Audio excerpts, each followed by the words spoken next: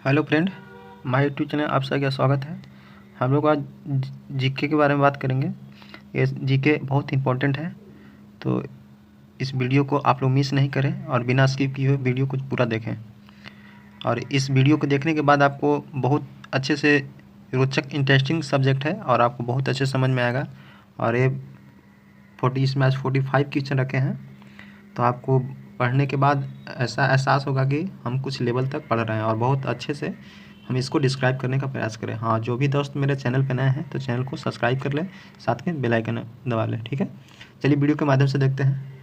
पहला है कि सिंधु अर्थव्यवस्था की ताकत क्या थी। तो सिंधु अर्थव्यवस्था की ताकत क्या थी? तो यह थी कृषि। क्या थी? कृषि थी।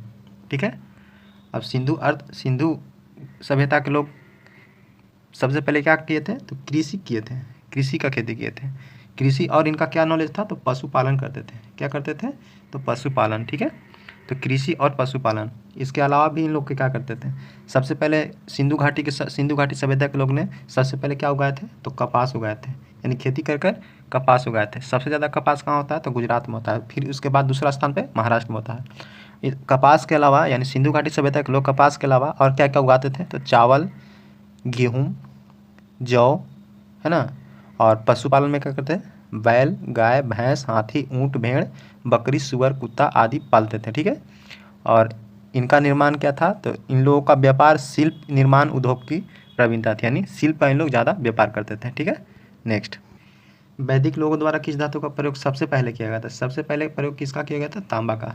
वैदिक सभ्यता के लोग सबसे पहले किसका प्रयोग किए थे? तो तांबा का प्रयोग किए थे। ठीक है, किसका प्रयोग किए थे? तांबा के। ठीक है, नेक्स्ट, बुद्ध का अर्थ क्या होता है? तो ज्ञान की प्राप्ति। बुद्ध का अर्थ क्या होता है? तो ज्ञान की प्राप्ति होता है। ठीक है, और धर्म प्रचारण यानी धर्म का विस्तार करना, धर्म प्रचारण बोलते हैं। ठीक है, और इसमें इन गौतम बुद्ध के जन्म की बात करें तो इनका कब जन्म हुआ था? तो 563 ईस्वी में जन्म हुआ था और 483 ईस्वी में ये इनका देहांत हो गया था। ठीक है, जब ये अपना ज्ञान प्राप्ति के लिए निकले थे तो उनकी अवस्था कितनी थी? तो 29 साल की अवस्था में निकले थे। इन्होंने 6 वर्ष की संघर्ष प्रयास के बाद 35 वर्ष, यानी एज जब 6 साल 29 और 6 साल जोड़िएगा तो 35 वर्ष की अवस्था में इनको ज्ञान की प्राप्ति हुआ था। और कहाँ हुआ था? तो बोधगया में। ठीक है, बोधगया में इनका किस दिन हुआ था? तो वैशाख पूर्णिमा के दिन। ठीक है, और कहाँ पे हुआ था? एक पीपल वृक्ष के नीचे, जिससे सिद्धार्थ को ज्ञान प्राप्त हुआ था। ठीक है, और इसके बाद वह बुद्ध के नाम से विख्यात होने लगे। पहले इनका बुद्ध नहीं नाम था, जब ज्ञान प्राप्त हुआ तभी इनका बुद्ध नाम पड़ा था। पहले गौतम था या सिद्धार्थ था। ठीक है, और इनकी पत्नी यशोधरा थी। ठीक है, और माता,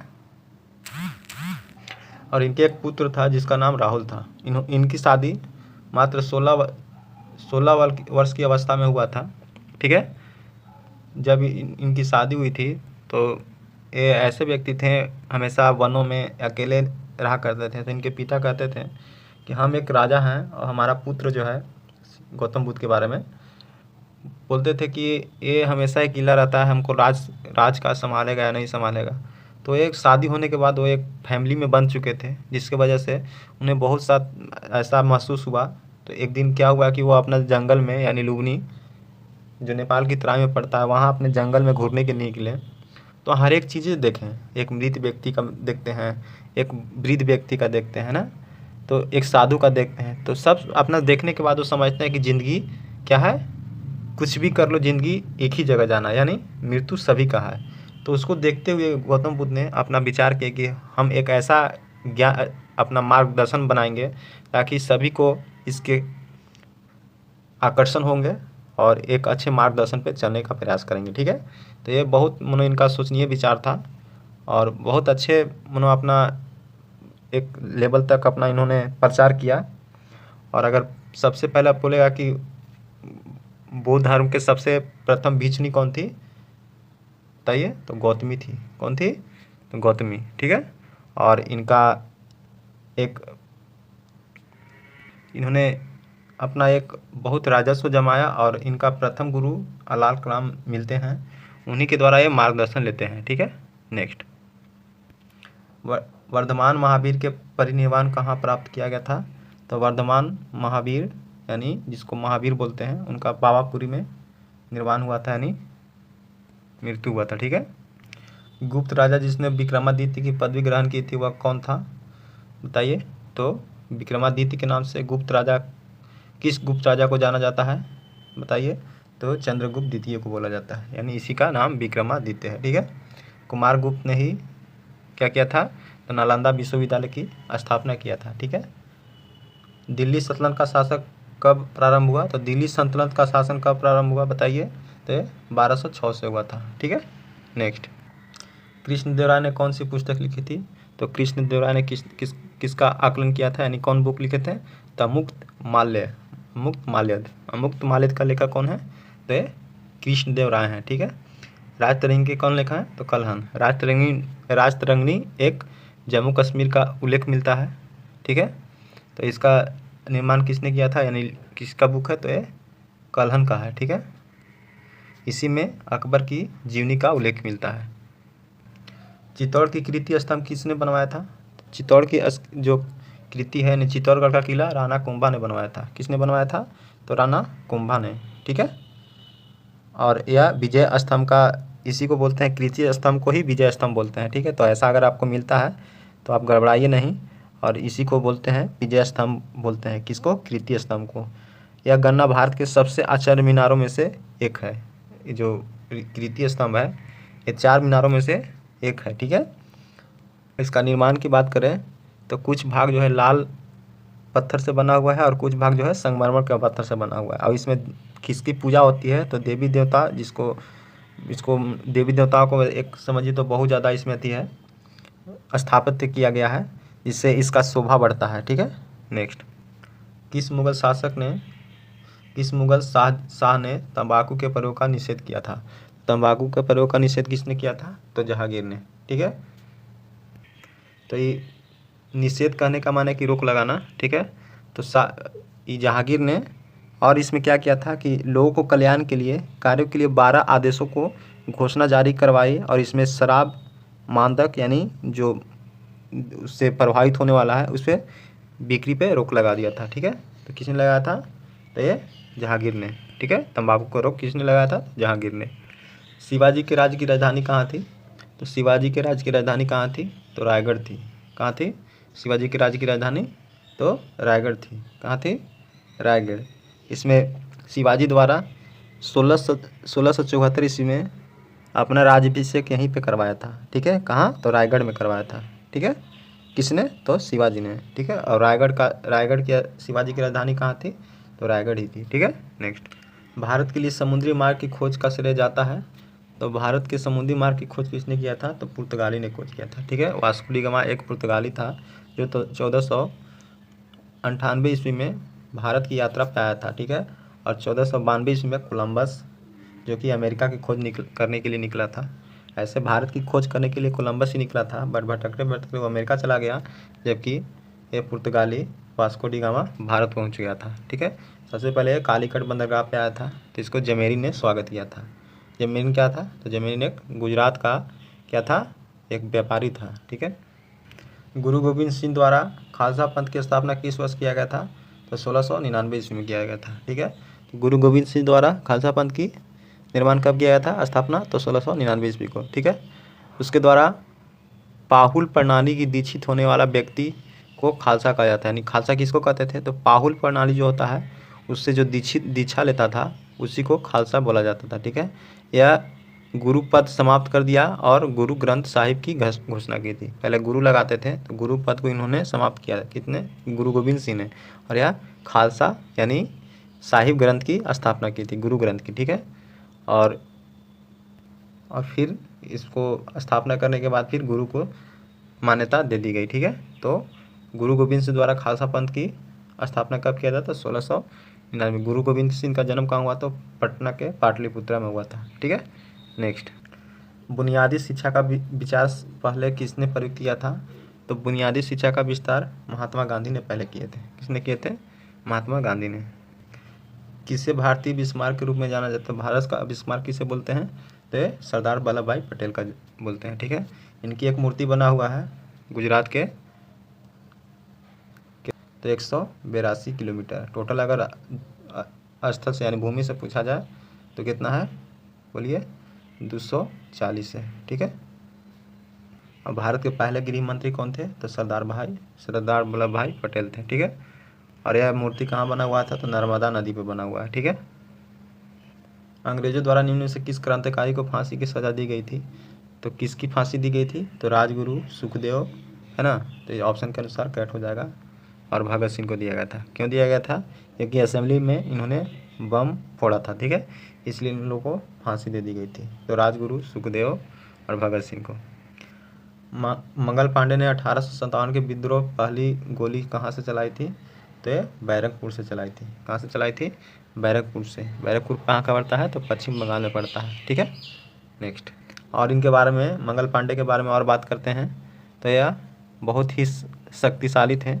तो 29 मार्च 1857 को इन्होंने 34वीं रेजिमेंट बैरकपुर मंगल पांडे ने अपनी साथियों को विद्रोह के लिए आह्वान किया था। कब किए थे? तो 29 मार्च को। कब किए थे?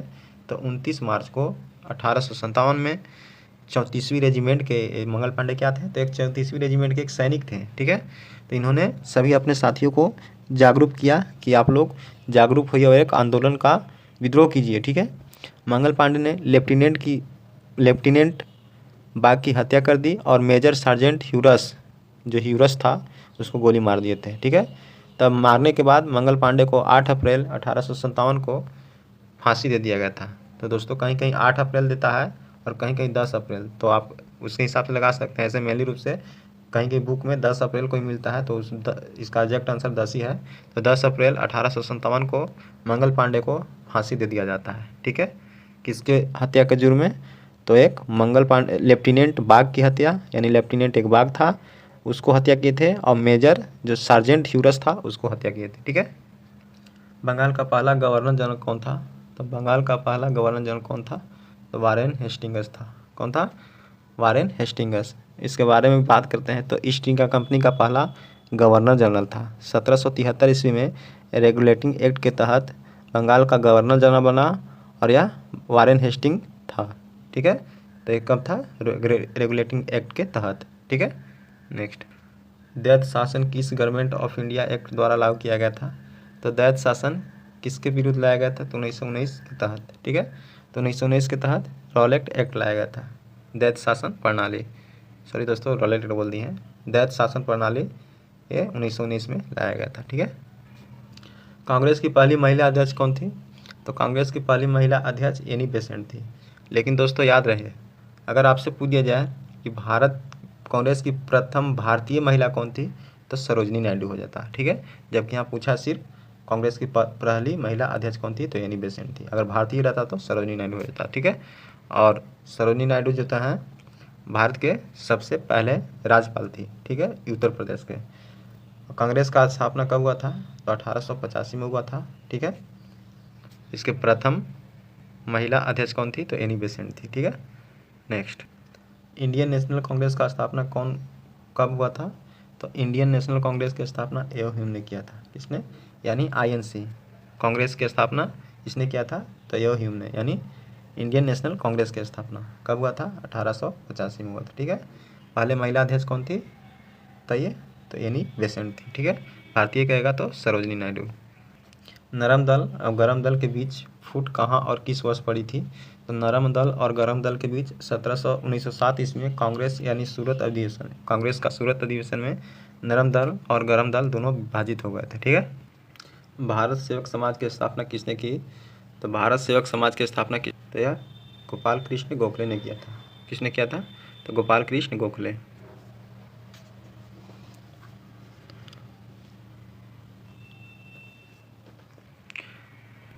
और इसका क्या नाम है? तो भारत सेवक समाज की और क्या बोलते हैं? तो सर्वेंट ऑफ इंडिया सोसाइटी। क्या बोलते हैं? Servant of India society. इसका स्थापना गोपाल कृष्ण गोखले ने किए थे। और कहाँ किए थे? तो पुणे कहाँ पड़ता है? तो महाराष्ट्र में। किस वर्ष किए थे? तो 12 जून 1905 ईस्वी को किए थे। कब किए थे? 12 जून 1905 ईस्वी। गांधी जी ने भारत में अपनी राजनीतिक गतिविधि का प्रारंभ कहाँ से किए थे? तो कहाँ से किए थे बताइए? तो ये चंपारण सत्याग्रह से। कहाँ से किए थे? तो ये चंपारण सत्याग्रह से किए थे। ठीक है। चंपारण से राजकुमार शुक्ल ने, चंपारण के शासक थे, राजा थे, जो नील की खेती जो होता था उसको 3/20 यानी 20 कट्ठा में 3 कट्ठा नील का खेती अंग्रेज़ों द्वारा अनिवार्य कर दिया गया था। इसी को सुलझाने के लिए, और टैक्स लिया जाता था, इसी को सुलझाने के लिए राजकुमार शुक्ल और जयप्रकाश नारायण ने और राजेंद्र प्रसाद ने महात्मा गांधी जी को इनवाइट किए कि आप आइए बिहार में, बिहार के जनता को समझिए, किसानों को समस्या है उसको सुलझाने का प्रयास कीजिए। तो आए और अपना यहाँ से बिहार के चंपारण जिला से इन्होंने अपना राजनीतिक शुरू किया और एक बहुत सा अपना संगठन बनाया और एक अच्छे लेवल तक इन्होंने अपना राजनीतिक किया और साथ में भारत को आज़ाद कराने तक इन्होंने बहुत साथ दिया। ठीक है। और साबरमती की बात करते हैं तो यहीं इनका साबरमती आश्रम है। ठीक है, यहीं पे इनका गुजरात में ही जन्म हुआ था। और दांडी मार्च 1900 कब हुआ था? तो 1930 में हुआ था, जिसको नमक सत्याग्रह बोलते हैं, दूसरा नाम है। ठीक है, नेक्स्ट। और चंपारण की बात करें तो इसके बारे में और आपको बता दें कि 1917 ईस्वी में चंपारण सत्याग्रह हुआ था। ठीक है। भारत की संविधान सभा किसके कहने पर बनाई गई थी? तो कैबिनेट मिशन के कहने पर संविधान सभा बनाई गई थी। ठीक है, नेक्स्ट है, निम्नलिखित में से भारतीय संविधान सभा का अध्यक्ष कौन था? तो भारतीय संविधान सभा का अध्यक्ष कौन था? तो डॉक्टर राजेंद्र प्रसाद थे। कौन थे? डॉक्टर राजेंद्र प्रसाद। नेक्स्ट, लोकप्रिय प्रभुसत्ता क्या है? तो लोकप्रिय प्रभुसत्ता क्या है? तो ये जनता के प्रति प्रभुत्व करना, यानी जनता के प्रति जो अपना जागरूकता रखता है, यानी जनता के प्रति सोचता है, उसी को लोकप्रिय प्रभुसत्ता बोलते हैं। ठीक है, नेक्स्ट। संविधान के अनुच्छेद 1 में, यानी संविधान के अनुच्छेद 1 में भारत को क्या कहा गया है? तो भारत राज्यों का संघ है। क्या कहा गया है? भारत राज्यों का संघ है। ठीक है, नेक्स्ट। भारत के संविधान के निर्माता किसे माना जाता है?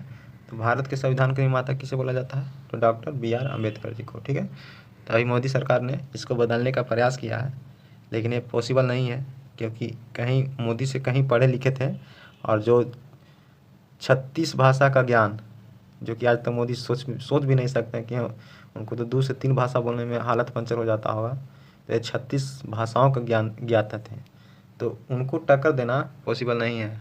और ऐसा नहीं है कि उस समय तो बहुत अंग्रेज एक पढ़े लिखे आदमी थे, उस सब को जो इनको टक्कर नहीं दे पाया, तो इस मोदी सरकार किस खेत की मूली है, आप समझ सकते हैं। तो ऐसा नहीं होना चाहिए, जो भी है, जो दिया गया है उसको अच्छे से पालन करना चाहिए।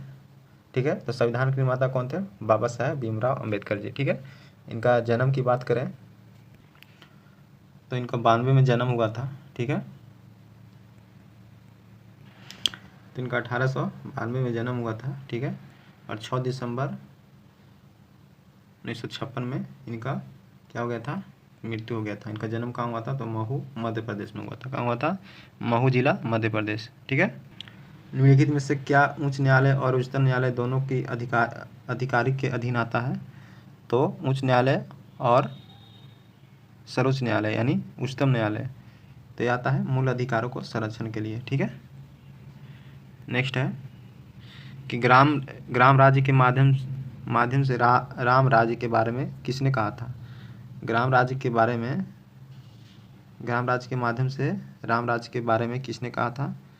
बताइए। तो ये महात्मा गांधी ने कहते हैं। ठीक है, किसने कहा था? तो महात्मा गांधी ने। सत्यार्थ प्रकाश के लेखक ने विनोबा भावे हैं। ठीक है, राष्ट्रपति द्वारा संसद के दोनों सदनों के लिए कुल कितने सदस्यों का नामित किया जाता है? तो कुल 14। कितने? कुल 14। 14 कैसे हुआ?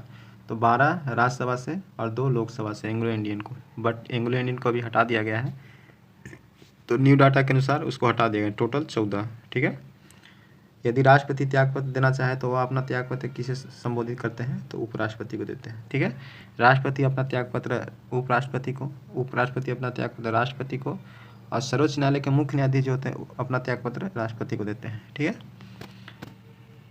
नेक्स्ट है, संविधान सभा के राष्ट्रगान क्या? संविधान सभा के राष्ट्रगान कब अपनाया गया था? बताइए। तो इसको कब अपनाया गया था? तो 24 जनवरी 1950 को अपनाया गया था, लेकिन पूर्ण रूप से पूछेगा तो कब लागू हुआ था? तो 26 जनवरी 1950 को। ठीक है, नेक्स्ट। क्षेत्रफल की दृष्टि से भारत का संसार का सबसे बड़ा देश कौन सा है? तो संसार का सबसे पूछा है, क्षेत्रफल के अनुसार से भारत जो है कैवां स्थान है क्षेत्रफल के अनुसार से? बताइए, तो अगर याद है तो आप बताइए। तो ये 7वां है, ठीक है। जनसंख्या में ये पहला हो गया है, लेकिन जनगणना नहीं हुआ है तो हम लोग बोल देते हैं, बट अभी चाइना ही है जनगणना में, अभी दूसरा ही है भारत, ठीक है। राज्य और उसकी राजधानी का सही जोड़ बताएं। झारखंड के रांची, ये बिल्कुल सही है। और ये जो छत्तीसगढ़ के रायपुर है, बिलासपुर नहीं है, बिलासपुर एक अलग है, जिला है और जोनल भी है। उत्तराखंड के नैनीताल, नैनीताल एक ज़िला है, ठीक है। नागालैंड के कोहिमा है, जो कि गलत है, शिलोंग है हिमाचल वाला, ठीक है। अंडमान द्वीप समूह और निकोबार द्वीप समूह निम्नलिखित में से किसके द्वारा एक दूसरे से अलग किए गए हैं। तो अंडमान निकोबार जो है किसके द्वारा अलग हुआ है बताइए। तो 10 डिग्री चैनल, यानी 10 डिग्री चैनल क्या करता है, तो अंडमान निकोबार को अलग करता है। और इसकी बात करें तो 10 डिग्री जो चैनल है कहाँ कहाँ है, तो यह लिटिल अंडमान और निकोबार द्वीप के बीच से होकर गुजरती है, ठीक है। हिमाचल प्रदेश में स्थित दर्रा कौन सा है, तो हिमाचल प्रदेश में कौन सा दर्रा है, तो शिवकिला दर्रा है, ठीक है। कौन सा है, शिवकिला दर्रा। यह भारत और चीन की सीमा पर अवस्थित है और यह सतलुज नदी के दर्रे प्रसार यानी सतलुज नदी पर स्थित है, ठीक है। लेटराइट मिट्टी कहाँ पाई जाती है, तो भारी वर्षा वाले प्रदेश में। चलिए ऑप्शन और दिखाते हैं, ये नहीं है, भारी वर्षा वाले में नहीं पाए जाते हैं। तो लेटराइट मिट्टी कहाँ पाए जाते हैं, तो आर्द्र शुष्क जलवायु वाले उष्णकटिबंधीय क्षेत्र में पाए जाते हैं। कहाँ पाए जाते हैं, तो आर्द्र और शुष्क जलवायु वाले क्षेत्र में पाए जाते हैं, ठीक है।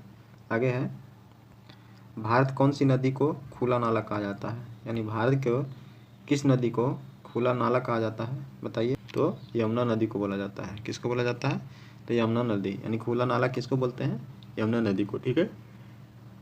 यमुना नदी गंगा नदी की सबसे लंबी सहायक नदी है, ठीक है, जो नीचे से आकर मिलती है, ठीक है। ये गंगा है तो ये कहाँ से, यहाँ दिल्ली से निकलती है, यमुना से ऐसे आके मिलती है, ठीक है। गंगा नदी भारत की सबसे लंबी नदी है, ठीक है। इसकी लंबाई अगर टोटल बात करें तो 2525 किलोमीटर है, ठीक है। और गंगा की सबसे लंबी सहायक नदी यही यमुना है, ठीक है। गोदावरी नदी महाराष्ट्र में है, नासिक जिला गोदावरी नदी के किनारे स्थित है। नर्मदा ये कहाँ से निकलती है, तो ये मध्य प्रदेश से निकलती है, ठीक है। और ये अरब सागर में गिरती है। बाकी सब नदियाँ जो हैं सभी बंगाल की खाड़ी में गिरती हैं। यानी कहने का माने है कि सब जो नदियाँ हैं किसका निर्माण करती हैं, तो डेल्टा का निर्माण करती हैं, जबकि नर्मदा और ताप्ती दो ऐसे नदियाँ हैं जो डेल्टा का निर्माण नहीं करती हैं, ठीक है। भारत का प्रथम राष्ट्रीय उद्यान कौन सा है, तो भारत का प्रथम राष्ट्रीय उद्यान कौन है, तो जिम कॉर्बेट नेशनल पार्क। कौन सा है, तो जिम कॉर्बेट नेशनल पार्क। ये कहाँ है, तो उत्तराखंड में है, ठीक है। और दाची गांव कहाँ है, तो जम्मू कश्मीर में। हजारीबाग नेशनल पार्क कहाँ है, तो झारखंड में है, ठीक है। सिमलीपाल कहाँ है, तो ये भी उत्तराखंड में है। काजीरंगा नेशनल पार्क कहाँ किस लिए प्रसिद्ध है, तो काजीरंगा में एक सींग वाले गैंडे के लिए प्रसिद्ध है। किसके लिए प्रसिद्ध है, तो एक सींग वाले गैंडे के लिए प्रसिद्ध है। एक और दोस्तों, और एक सींग वाले गैंडे कहाँ कहाँ पाए जाते हैं, तो असम यानी काजीरंगा राष्ट्रीय उद्यान में, और एक पश्चिम बंगाल में, ठीक है। और ये काजीरंगा कहाँ है, तो बताइए, असम में पड़ता है, ठीक है। काजीरंगा कहाँ है, असम में। असम के मुख्यमंत्री भी कौन है, तो हेमंता बिस्वा शर्मा जी हैं, ठीक है। क्रिकेट बैट के लिए विलो कहाँ से प्राप्त होते हैं, तो क्रिकेट बैट के लिए विलो कहाँ से प्राप्त होता है, तो शंकु वृक्षी से। कहाँ से होता है, तो शंकु जो वृक्ष होते हैं उसी से क्रिकेट बैट बनाए जाते हैं। और क्रिकेट बैट बनाने के लिए किसका प्रयोग होता है, तो विल्लो लकड़ी का प्रयोग होता है। किसका, तो विल्लो लकड़ी का, ठीक है। भारत की सबसे बड़ी जनजाति कौन सी है, तो भारत की सबसे बड़ी जनजाति कौन है, तो गोंड है। कौन सा है, गोंड। तारे पूर्व से पश्चिम में किस कारण ज़्यादा दिखते हैं, तो तारा जो है पूर्व के सापेक्ष पश्चिम में सबसे ज़्यादा दिखते हैं। तो इसका कारण क्या है, तो इसका कारण है पृथ्वी पश्चिम से पूर्व की ओर घूमती है। पृथ्वी जो है पश्चिम से पूर्व की ओर घूमती है। यहाँ पर दिन और तथा रात एक समान होते हैं, यानी कहाँ पे दिन और रात दोनों समान होते हैं, तो ये होते हैं भूमध्य रेखा पे, ठीक है। भूमध्य रेखा पे क्या होते हैं, तो दिन और रात समान होते हैं। तो ये दोस्तों रहा 45 नंबर क्वेश्चन का सेशन। उम्मीद करते हैं कि आपको अच्छे से समझ में आएगा और इस जीके को देखने के बाद आपको बहुत से अच्छे से जीके थोड़ा इंटरेस्टिंग सब्जेक्ट टाइप के लगा होगा। तो उम्मीद करते हैं कि ये आपको सभी एग्ज़ाम के लिए हेल्पफुल होगा। अगर अच्छा वीडियो लगे तो दोस्तों वीडियो को लाइक कर दीजिएगा और ज़्यादा से ज़्यादा शेयर कर दीजिएगा, ठीक है दोस्तों। मिलते हैं नेक्स्ट वीडियो में। अगले वीडियो में इसी सेशन का हम कंटिन्यू करेंगे, ठीक। थैंक यू दोस्तों।